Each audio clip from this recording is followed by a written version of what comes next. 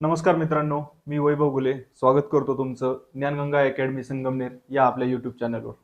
मित्रांनो, आपण कर्ता व कर्म ओळखणे हा व्हिडिओ बघत आहोत. त्यामध्ये आपण जो पहिल्या भागामध्ये कर्ता कसा ओळखायचा हे आपण बघितलेलं आहे. आता आजच्या भागामध्ये आपण कर्म कसं ओळखायचं, प्रत्यक्ष कर्म कसं ओळखायचं, भोक्ता ही संकल्पना काय आहे आणि अप्रत्यक्ष कर्ता ही संकल्पना काय ही आपण शिकणार आहे. त्यानंतर आपण विविध परीक्षांना आलेले प्रश्न या व्हिडिओमध्ये घेणार आहे. चला तर मग सुरुवात करूया. कर्ता कसा ओळखायचा. मित्रांनो, सुरुवात करायच्या आधी तुम्हाला एक सांगतो की ज्या विद्यार्थ्यांनी कोणी या व्हिडिओचा पहिला भाग बघितला नसेल त्या विद्यार्थ्यांनी डिस्क्रिप्शन बॉक्समध्ये लिंक दिलेली, त्या लिंकवर जाऊन या व्हिडिओचा पहिला भाग बघा, मगच तुम्ही दुसऱ्या भागाकडे या.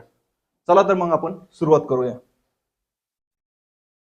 मित्रांनो, वाक्यातील कर्म हे ओळखायच्या आधी कर्म म्हणजे काय, तर वाक्यामध्ये जी काही क्रिया दिलेली असते ती क्रिया ज्याच्यावर घडते ते असतं वाक्यातलं कर्म.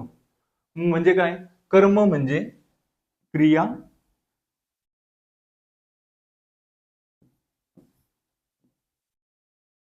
सोसणारा. वाक्यात जो कोणी असतो, जो क्रिया सोसतो, भोगतो, ते असतं वाक्यातलं कर्म. या व्याख्या बघा मित्रांनो.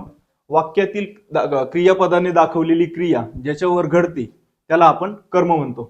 मित्रांनो, या ज्या व्याख्या दिलेल्या आहे त्या व्याख्या पण काही वेळा परीक्षेला विचारल्या गेलेल्या आहे. त्यामध्ये तुमची सरळ सेवेला पण विचारले गेलेले आहे, एमपीएससी पण विचारते आणि आता पोलीस भरतीला पण विचारल्या जाऊ शकतात. पुढे बघा, क्रियापदाने दाखवलेली क्रिया कर्त्यापासून निघते आणि दुसऱ्या कोणावर तरी घडते. दुसऱ्या कोणावर तरी घडते, ज्याच्यावर घडते ते असतं आपलं वाक्यातलं कर्म. म्हणजे काय, क्रियापदाने दाखवलेली क्रिया कर्त्यापासून निघते आणि दुसऱ्या कोणावर तरी घडते. त्या क्रियेचा परिणाम ज्याच्यावर घडतो ते काय असतं, वाक्यातलं कर्म असतं.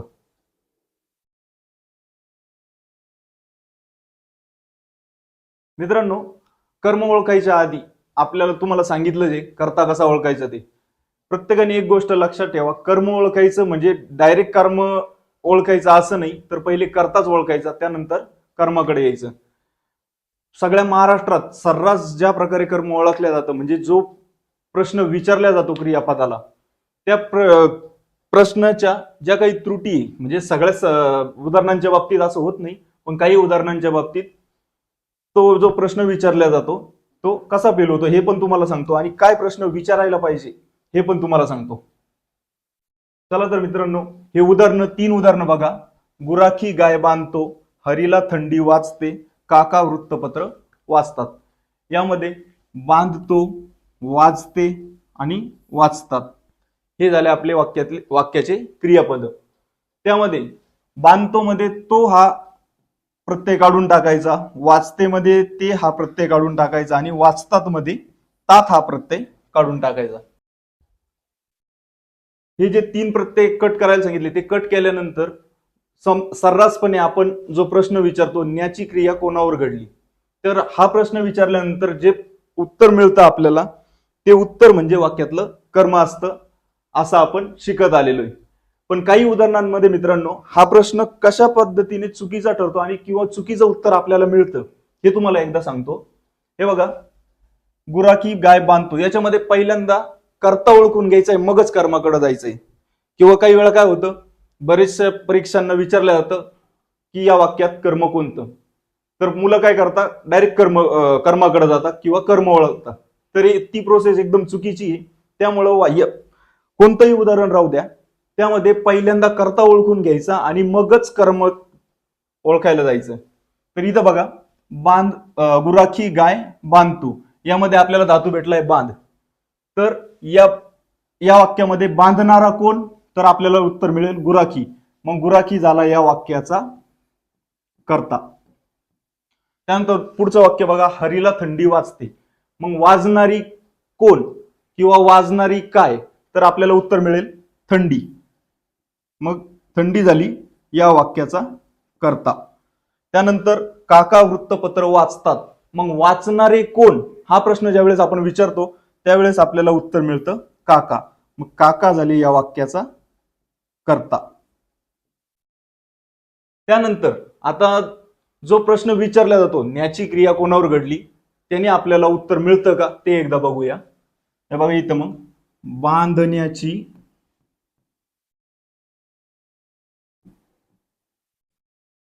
क्रिया कोणावर घडली, कोणावर घडली. कोणावर घडली रे? तर बांधण्याची क्रिया गायीवर घडली. तर गाय हे झालं तुमचं वाक्याचं कर्म.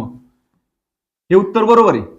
या प्रश्नाच्या या वाक्याच्या बाबतीत हा जो प्रश्न विचारला आपण, बांधण्याची क्रिया कोणावर घडली, आपल्याला उत्तर मिळालं गाय. तर या वाक्यामध्ये गाय हे कर्म ठरलं. आता पुढचा प्रश्न बघा, हरीला पुढचं उदाहरण बघा. त्यामध्ये हरीला थंडी वाजते, करता आहे आपला थंडी, आणि वाजण्याची क्रिया कोणावर घडली असा प्रश्न तयार होतो. वाजण्याची क्रिया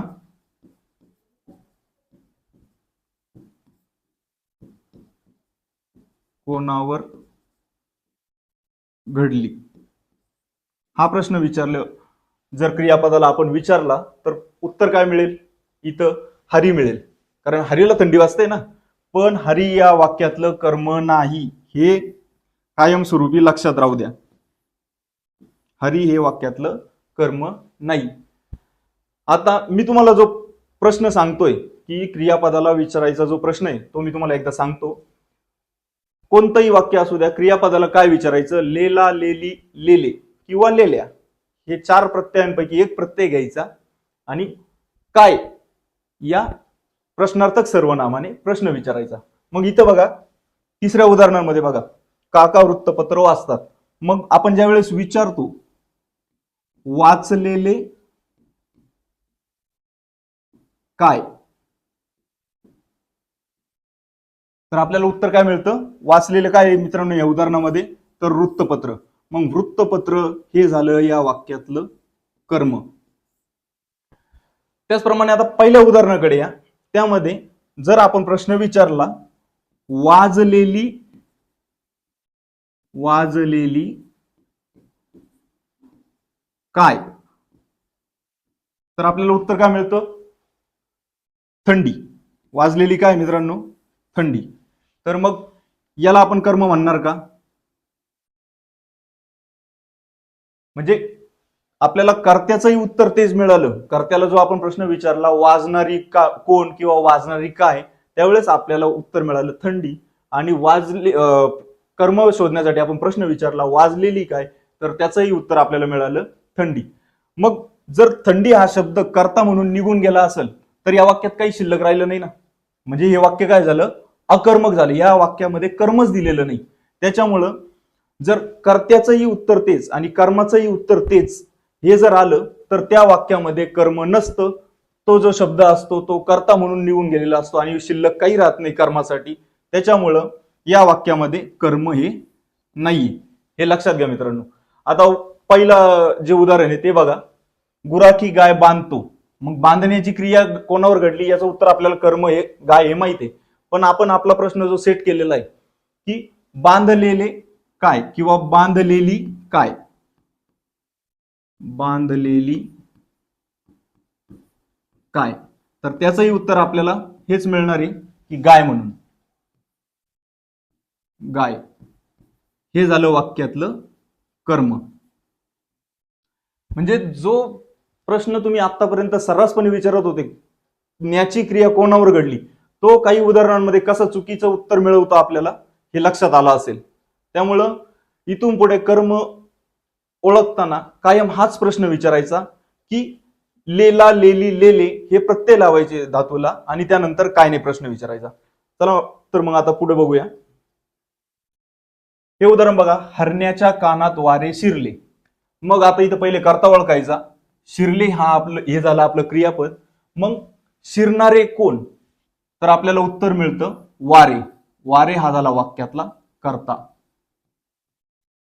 आणि तुम्ही मगाशी मी तुम्हाला सांगितलं जुन्या तुमच्या सर्रासपणे जो प्रश्न विचारला गेलेला आहे की शिरण्याची क्रिया कोणावर घडली, तर हरण्याच्या इथं क्रिया घडलेली नाही. इथं वाऱ्यावरच क्रिया घडलेली. कारण जर आपण प्रश्न विचारला शिरलेले काय, तर आपल्याला उत्तर मिळालेलं हे वारे, हे उत्तर आपल्याला मिळालं, म्हणजे ते झालं वाक्यातलं कर्म. पण इथं वारे हा शब्द जर कर्त्याबरोबर निघून गेलेला आहे, तर मग कर्मासाठी कोणता शब्द राहिला, तर कोणताच नाही. त्यामुळं या वाक्यामध्ये कर्म येणार नाही. कारण तुम्हाला मी आता पण परत सांगतो, कर्त्यालाही प्रश्न विचारल्यावर उत्तर तेच मिळालं आणि कर्मालाही प्रश्न विचारल्यावर उत्तर तेच मिळालं, तर त्या वाक्यामध्ये कर्म नसतं. त्यामुळं हे वाक्य जे आहे ते अकर्मक आहे, त्याला अकर्मक वाक्य म्हणता येईल. त्यानंतर पुढचं बघा, सुरेशजी एका पाठोपाठ एक गझल गात राहतील. मित्रांनो, आता इथं संयुक्त क्रियापद आलेलं आहे आणि संयुक्त क्रियापद आल्यावर आपण धातू साधिताला प्रश्न विचारतो. आता हे संयुक्त क्रियापद आणि याच्यामध्ये गात हा शब्द झाला आपलं धातू साधित, धातू साधित, आणि राहतील हा शब्द झाला आपलं सहाय्यक क्रियापद. मग आपल्याला या धातू साधिताचा जो धातू आहे गा, गा हा धातू यामध्ये आलेला आहे. मग आपल्याला गा या धातूला प्रश्न विचारायचा आहे. मग गाणारे कोण असा प्रश्न विचारल्यावर आपल्याला उत्तर मिळतं सुरेशजी. मित्रांनो, सुरेशजी म्हणजे कविवर्य सुरेश भट, ज्यांनी मराठी साहित्यामध्ये गझल हा प्रकार आणला, ते सुरेश भट. आता इकडे परत या, गाणारे कोण, तर आपल्याला उत्तर मिळालेलं आहे सुरेशजी. मग सुरेशजी झाले वाक्याचा कर्ता. आणि त्यानंतर आपण आपला प्रश्न कर्म ओळखण्यासाठी जो प्रश्न सेट केलेला आहे की गायलेली काय, तर आपल्याला उत्तर काय मिळतं, गझल. तर आपल्याला उत्तर काय मिळतं, गझल. मग गझल हे झालं वाक्यातलं आपलं कर्म. लक्षात आलं असेल मित्रांनो तुमच्या. आता पुढे बघा. मग आता कर्म ओळखण्याची जी प्रोसेस आहे ती एकदा समजून घ्या. आतापर्यंत तुम्हाला सांगितलं, 2 उदाहरणांमधून तुम्हाला कळलं असेल. आता तिसरं पण एक उदाहरण बघा एकदा. आता तुम्हाला येईल कशा पद्धतीने आपल्याला जायचंय कर्ता किंवा कर्म ओळखताना, ते एकदा बघा. काळा सदरा घातलेला मुलगा छान गोष्ट सांगतो. मग इथं क्रियापद आपला आहे सांगतो, आणि आपल्याला माहिती पहिल्यांदा काय ओळखायचं आहे, कर्म ओळखायच्या आधी कर्ता ओळखायचा आहे. मग पहिल्यांदा कर्ता ओळखायचा, कर्ता ओळखणे. मग या वाक्यात कोण कर्ता कोण आहे, तर सांगणारा कोण आहे, तर काळा सदरा घातलेला मुलगा. मुलगा हे झाला, हा झाला वाक्यातला कर्ता, मुलगा. त्यानंतर आपल्याला धातूला प्रश्न काय विचारायचा आहे कर्मासाठी, की लेला लेली प्रत्यय लावायचा आणि काय हा प्रश्न विचारायचा. मग इथं काय, धातू अधिक लेला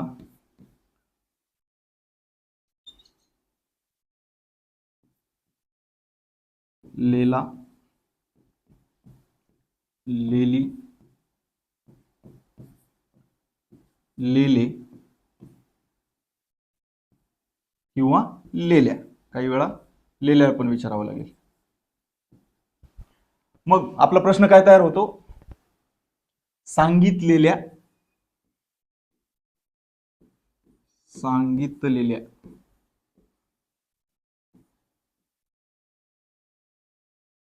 सांगितलेल्या. आणि हे जे धातू साधित आणि प्रत्यय, याला प्रश्न काय विचारायचा, धातू साधित अधिक प्रत्यय, याला प्रश्न विचारायचा काय नाही. मग आपला प्रश्न काय तयार होणार आहे,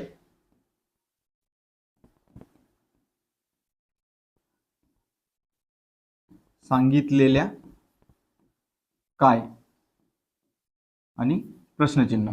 मग सांगितलेल्या काय मित्रांनो, तर गोष्टी किंवा सांगितलेली काय, सांगितलेल्या काय किंवा सांगितलेली काय, तर आपल्याला मिळालं उत्तर गोष्ट. मग गोष्ट हे झालं वाक्यातलं कर्म. म्हणजे सांगितलेलं काय हा प्रश्न विचारल्यानंतर जो आपल्याला उत्तर मिळणार आहे, उत्तर जे मिळणार आहे ते असतं वाक्यातलं कर्म. म्हणजे गोष्ट हे झालं आपलं वाक्यातलं कर्म. पुन्हा एकदा सांगतो की पहिल्यांदा काय ओळखायचं आहे, कर्ता ओळखायचा आहे. त्यानंतर आपल्याला धातू साधिताला, धातूला, क्रियापदाच्या धातूला लेला लेली लेले किंवा लेल्या हे प्रत्यय लावायचे, काय हा प्रश्न विचारायचा आणि प्रश्नचिन्ह द्यायचं, त्यानंतर जे उत्तर मिळणार आहे ते वाक्यातलं झालं आपलं कर्म. पुढे बघा मित्रांनो, काही धातू असे असतात की त्यामध्ये कर्म आढळत नाही, म्हणजे त्या धातूंच्या वाक्यामध्ये कर्म आढळत नाही. इथं मी तुम्हाला लिस्ट दिलेली, हे बघा, अस, नस, हो, उठ, हो, या धातूचं पुढचं रूप जे आहे ते झाला, राम राजा झाला, हे रूप आहे. त्यानंतर बघा पुढं, बस, पड, मर, धाव, थांब, वाढ, वाज. वाज म्हणजे काय, आपण मगाशी बघितलं, हरीला थंडी वाजते किंवा श्रावणीला थंडी वाजते, त्यामुळे ते वाक्य अकर्मक होतं. पुढे बघा, आवड, वाट, रुच, दिस, मीळ, भेट, कळ, शोभ, लाज, घाबर, जा. इथं अजून एक राहिलं, ये, चाल, पळ, थरथर, कुडकुड, सळसळ, धडपड, आणि अजून एक आहे हस. मित्रांनो, कर्ता ओळखताना मी तुम्हाला सांगितलेलं आहे की हस आणि हसव यातला फरक सांगितलेला आहे. हस म्हणजे काय, हा सिद्ध धातू आहे, हस हा सिद्ध धातू आहे, आणि हसव हा साधित धातू आहे. साधित धातूमध्ये कर्म असतं, पण सिद्ध धातूमध्ये कर्म येणार नाही, हे लक्षात राहू द्या. पुढे बघा, वाक्यामध्ये आता दोन प्रकारचे कर्म असतात, एक म्हणजे प्रत्यक्ष कर्म, दुसरं म्हणजे अप्रत्यक्ष कर्म. तर मित्रांनो, प्रत्यक्ष कर्म म्हणजे काय आणि अप्रत्यक्ष कर्म म्हणजे काय, ज्याला विभक्तीतला म्हणजे द्वितीय विभक्ती आणि चतुर्थी विभक्तीतला प्रत्यय कळल त्याला प्रत्यक्ष कर्म आणि अप्रत्यक्ष कर्म हे सुद्धा कळल. त्यामुळे इथे बघा, ज्या वाक्यातील क्रियापदाला वाक्याचा अर्थ पूर्ण करण्यासाठी प्रत्यक्ष कर्माबरोबर अप्रत्यक्ष कर्माची गरज भासते, प्रत्यक्ष कर्माबरोबर अप्रत्यक्ष कर्माची गरज भासते, आवश्यकता भासते, तेव्हा अशा वाक्यामध्ये नेहमी दोन कर्म येतात. लक्षात आलं मित्रांनो? पुढे बघा, आता हे उदाहरण बघा, आईने पाहुण्यांना पाणी दिले. तर इथं आपल्याला पहिल्यांदा काय करायचं, प्रोसेस तीच, कर्म ओळखायची जी प्रोसेस होती तीच दोन कर्म आल्यावर प्रोसेस असणार आहे. त्यामुळं इथं आपण पहिले क्रियापदाकडे जायचंय. क्रियापदामधून इथे आपण पहिले क्रियापदाकडे जायचंय. क्रियापदाला आपल्याला प्रश्न विचारायचा आहे कर्ता ओळखण्यासाठी. मग देणारी कोण, आई. मग आई झालं आपला वाक्यातला कर्ता. त्यानंतर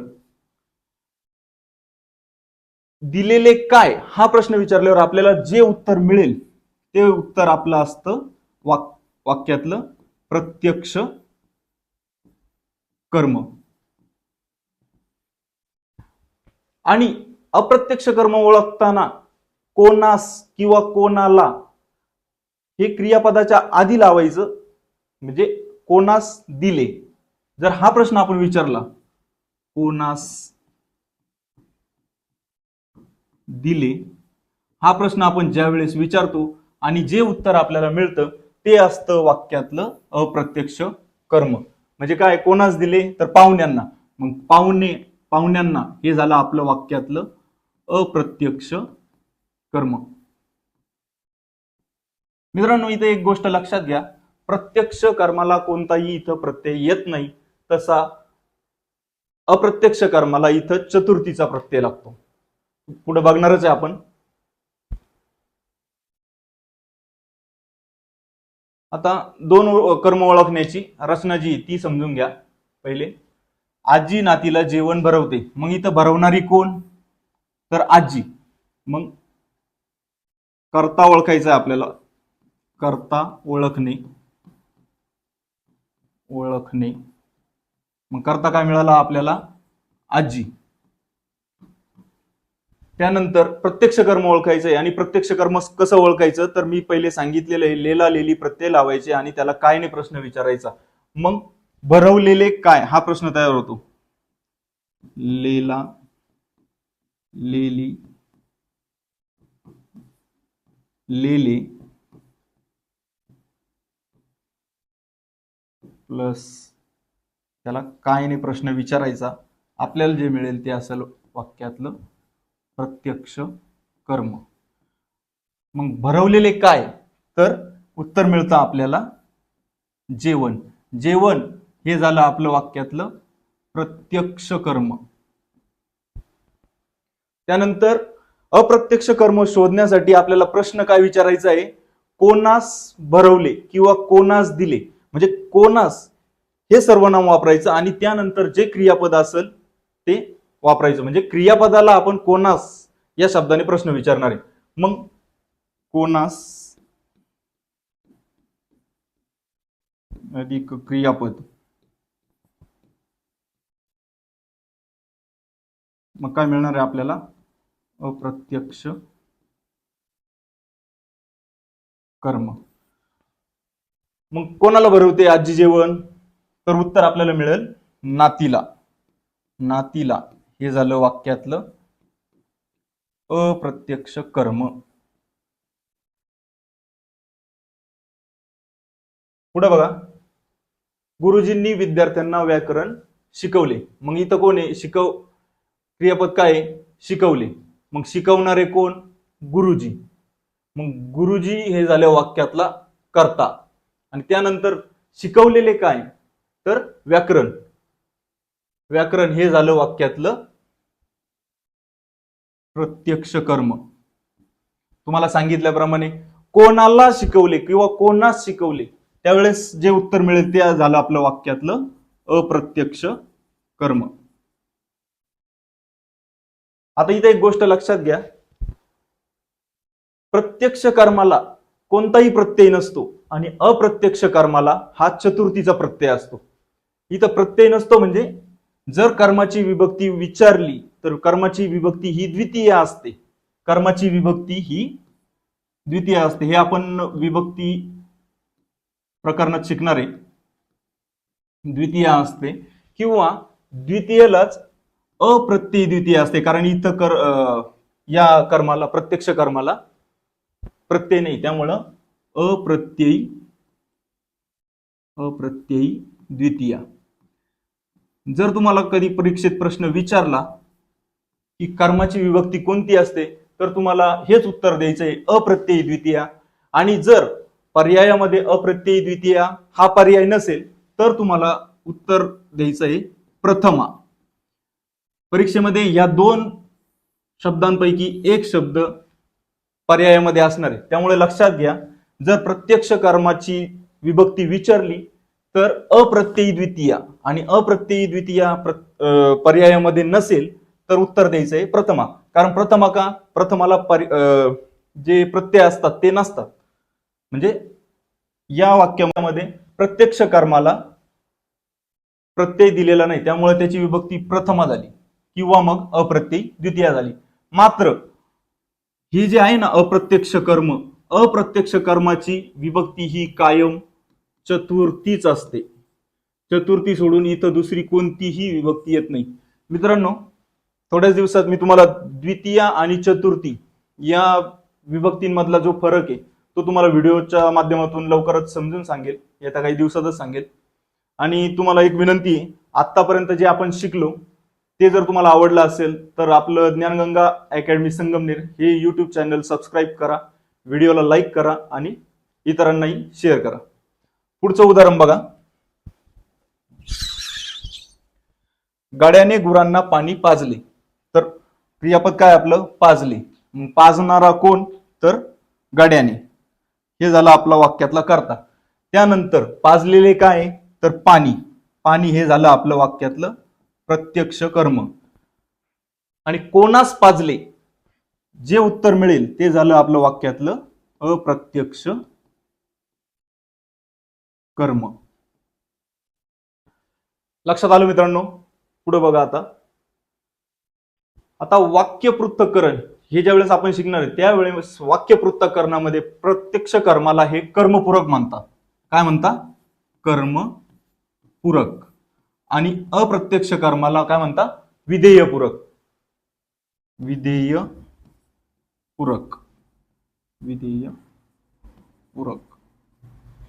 वाक्य पृथक्करणात प्रत्यक्ष कर्माला काय म्हणतात, कर्मपूरक, तर अप्रत्यक्ष कर्माला काय म्हणतात? विधेयपूरक. हे उदाहरण बघा, कर्णाने अगस्ती ऋषींना गुरुदक्षिणा दिली. इथं देणारे कोण आहे किंवा देणारा कोण? तर कर्ण. हा झाला वाक्यातला कर्ता. त्यानंतर दिलेली काय?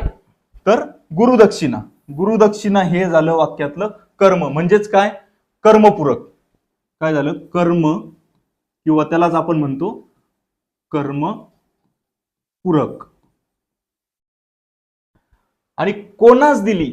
कोणास दिली? तर अगस्ती ऋषींना. अगस्ती ऋषींना हे झालं वाक्यातलं अप्रत्यक्ष कर्म. अप्रत्यक्ष कर्म म्हणजे काय मित्रांनो? इथं विधेय पूरक. लक्षात आलं सगळ्यांच्या? चला तर पुढे बघा. आता प्रत्यक्ष कर्म आणि अप्रत्यक्ष कर्म याच्यामधला तुम्हाला फरक सांगतो. आता हे उदाहरण बघा, राजाने भिकाऱ्याला पिशवी दिली. मी तुम्हाला मगाशी सांगितलं की जे प्रत्यक्ष कर्म असतं ते अप्रत्ययी असतं, त्याला प्रत्यय नसतो. मग पहिला फरक काय झाला? हे अप्रत्ययी. आणि जे अप्रत्यक्ष कर्म असतं ते सप्रत्ययी असतं, त्याला प्रत्यय असतोच. सप्रत्ययी. जर प्रश्न विचारला की प्रत्यक्ष कर्माची विभक्ती कोणती, तर मगाशी सांगितलंय, तुम्हाला दाखवलेलंच आहे की प्रत्यक्ष कर्माची विभक्ती ही अप्रत्ययी द्वितीय असते. अप्रत्ययी द्वितीया किंवा प्रथमा. मात्र अप्रत्यक्ष कर्माची जी विभक्ती असते ती चतुर्थी असते. चतुर्थी सोडून तिथं कोणतीच दुसरी विभक्ती येणार नाही, हे लक्षात घ्या. आता इथं जे प्रत्यक्ष कर्म असतं ते काय असतं? वस्तुवाचक असतं. आणि अप्रत्यक्ष कर्म हे व्यक्तिवाचक असतं. तर काय असतं? वस्तुवाचक. आणि हे काय असतं? व्यक्तिवाचक. व्यक्तिवाचक. त्यानंतर आपण पुढचा फरक जर बघायला गेलो तर या क्रियापदावर जी हुकूमत चालते ती प्रत्यक्ष कर्माची चालते. हेच बघा, राजाने भिकाऱ्याला पिशवी दिली. जर आपण भिकारी हा शब्द काय इथं पुल्लिंगी, जर आपण इथं शब्द स्त्रीलिंगी वापरला, भिकारणीला हा शब्द वापरला, राजाने भिकारणीला पिशवी दिली, म्हणजे काही फरक पडला का क्रियापदामध्ये? नाही. त्याच्यामुळं अप्रत्यक्ष कर्माची हुकूमत काय क्रियापदावर चालत नाही.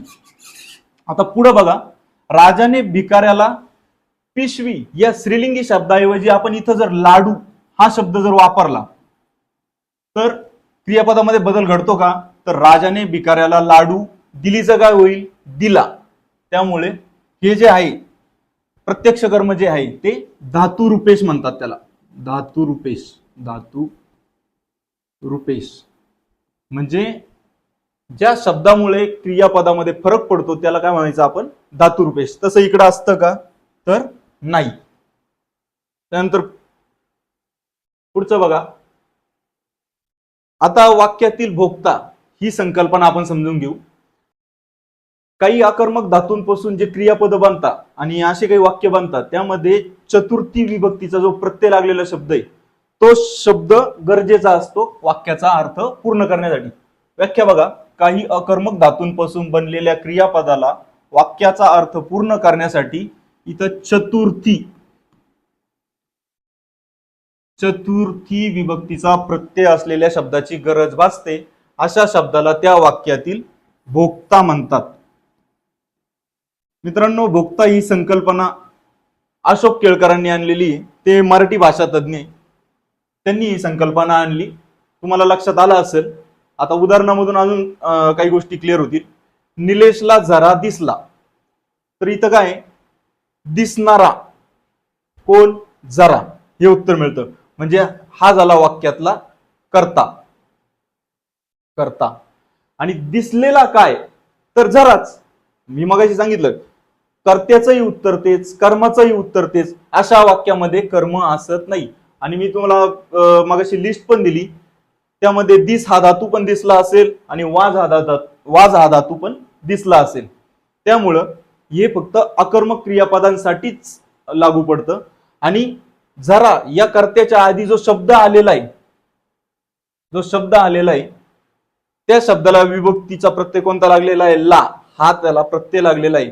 आणि ला हा प्रत्यय तुम्हाला माहिती आहे द्वितीय आणि चतुर्थीचा असतो. पण आपल्याला इथं काय सांगितलंय, भोक्त्याला जो प्रत्यय लागतो तो म्हणजे फक्त चतुर्थीचा असतो. इथं द्वितीयचा प्रत्यय लागत नाही. त्याच्यामुळे याची जी विभक्ती असते ती चतुर्थीच असते. त्यामुळं हे झालं वाक्यातला भोक्ता.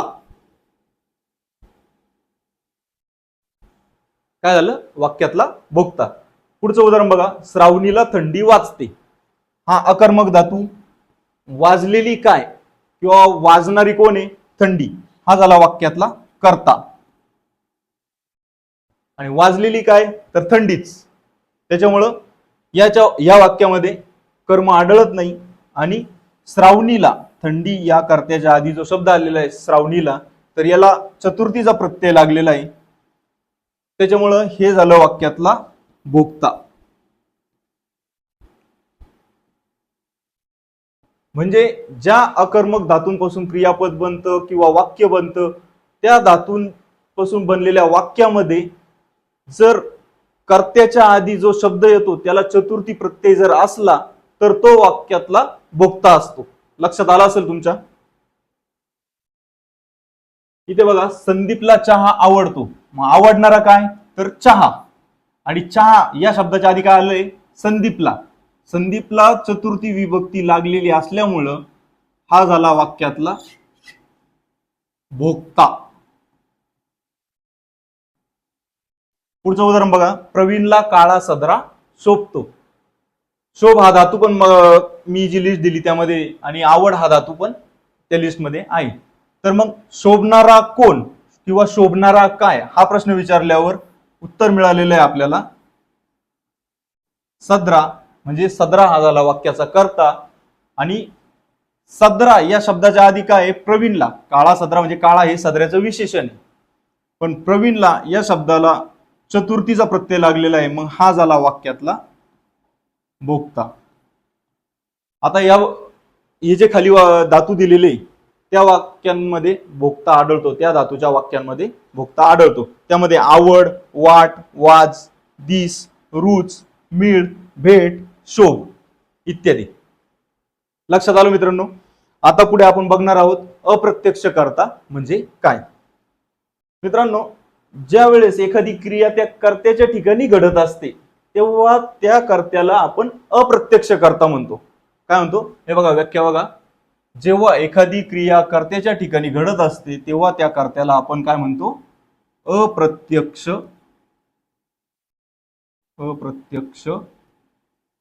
कर्ता.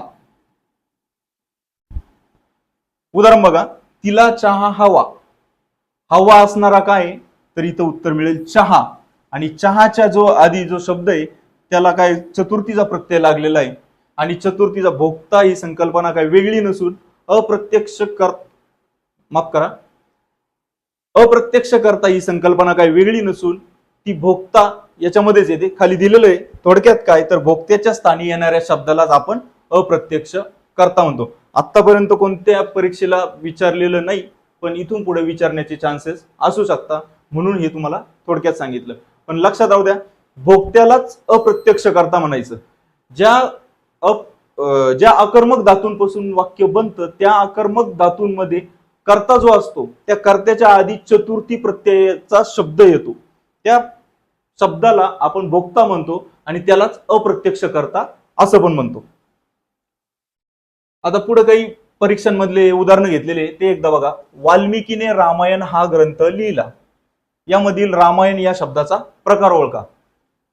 पर्याय तुमच्या समोर आहे. कर्ता, कर्म, क्रियापद, विशेषण. मग आता इथं क्रियापद काय आहे? लिहिला.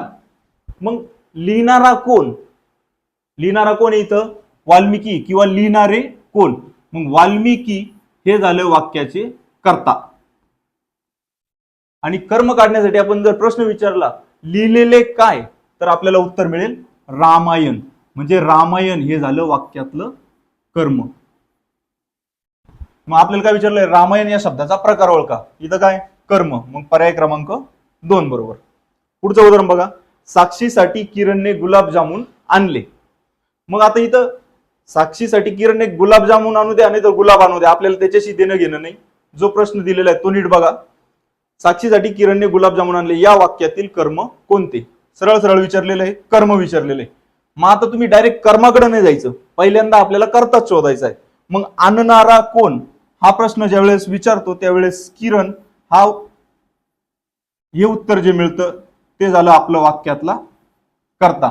त्यानंतर आणलेले काय हा प्रश्न आपला कर्मासाठी सेट आहे. मग आणलेले काय तर या वाक्यामध्ये गुलाबजामुन, गुलाबजामुन हे झालं वाक्यातलं आपलं कर्म.